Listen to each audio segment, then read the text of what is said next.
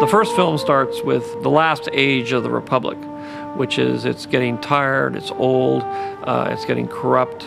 There's the rise of the Sith, who are now becoming a force. And in the backdrop of this, you have Anakin Skywalker, a young boy who's destined to be a very significant player in bringing balance back to the Force and the Republic. In the second film, we get into more of that turmoil. It's the beginning of the Clone Wars.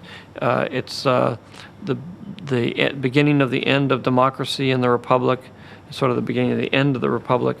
And it's Anakin Skywalker beginning to deal with some of his more intense emotions of anger, hatred, sense of loss, possessiveness, jealousy, and the other things he's coping with. Then we will get to the third film where he is seduced to the dark side, which brings us up to films 4, 5, and 6, where Anakin's offspring redeem him and allow him to fulfill the prophecy where he brings balance to the Force by doing away with the Sith and getting rid of evil in the universe. Yeah, all right, fine, let's go. In episode 2, we get to go back to Tatooine, we get to go back to the homestead, and we get to see Owen Lars and Aunt Beru 25 years earlier. I thought it would be fun to show who these people were before they existed in episodes 4, 5, and 6. I feel really honoured. I don't think it's hit me really that I'm actually playing Aunt Beru.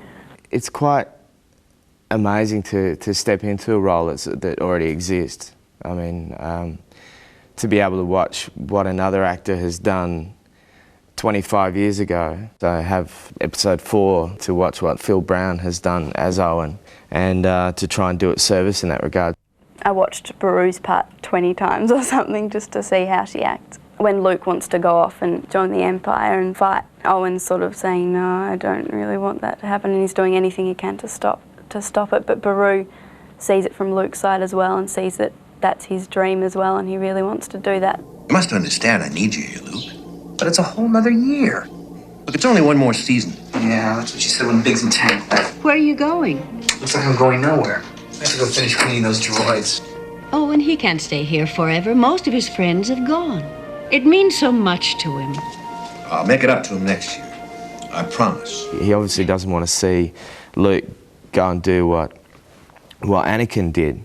He's not a bad character, he's a good character, I think. He's doing what he thinks is right, but he's there to oppose Luke's kind of eagerness to go off and be a hero.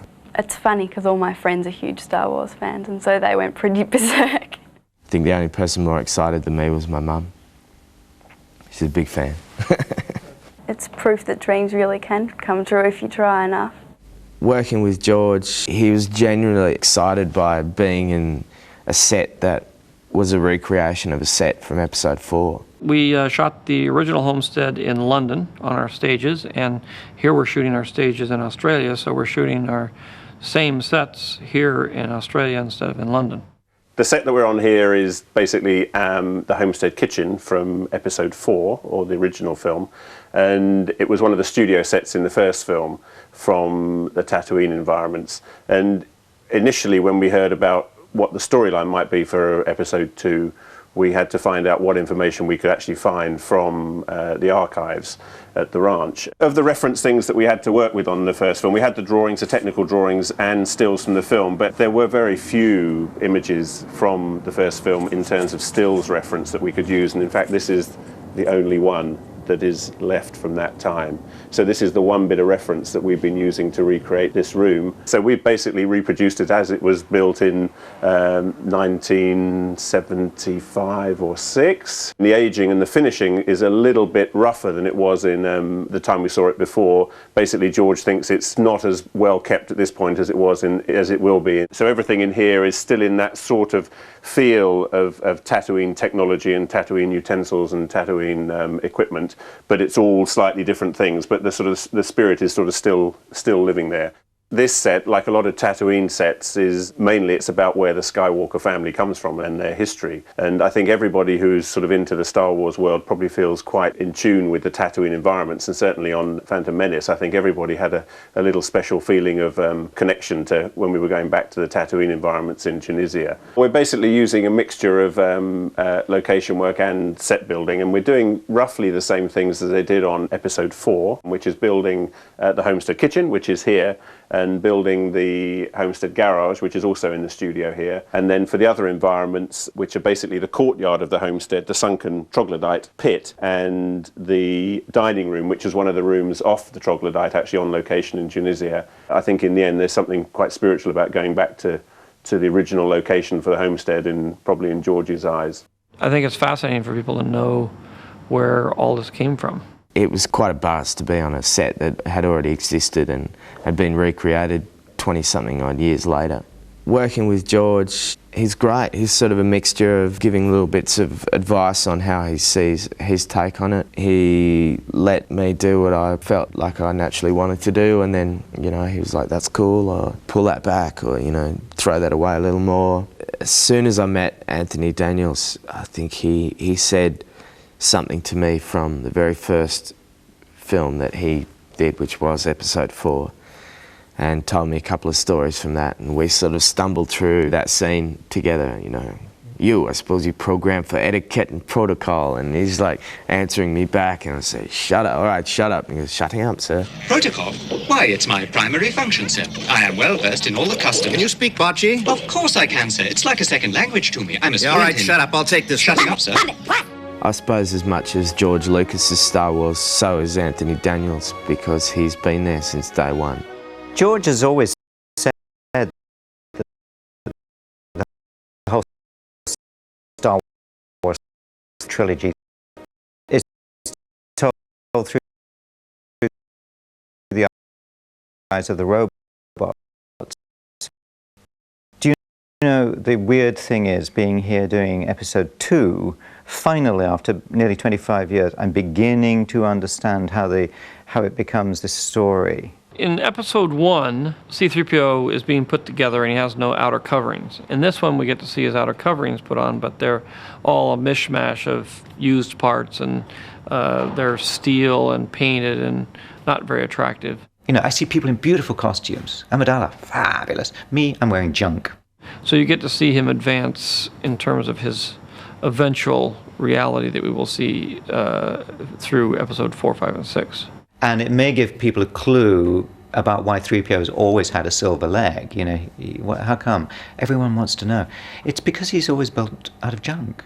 C-3PO came originally out of a painting by Ralph McQuarrie. All sorts of, you know, engineering work has gone into making it possible for me to wear this puppet on incredibly. It's very heavy, and they made this steel, leather, rubber harness. I'm indeed rehearsing right now to try and get it to walk as near to 3PO as possible, and it's very, very difficult. Filming is always like this. Hurry up and wait.